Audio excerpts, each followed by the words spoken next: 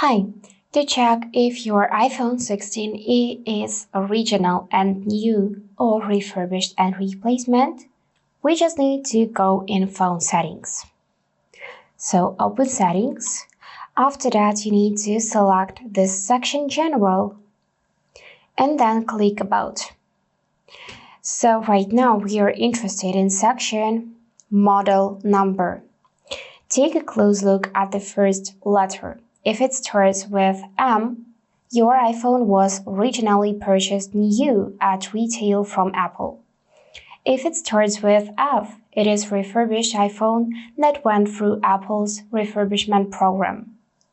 If it starts with N, it is a replacement device issued by Apple due to a service request. And lastly, if it starts with P, it is a personalized device with custom engraving. And that's it for today. If this video was helpful, please subscribe, like, and comment. And I wish you all the best. Bye bye.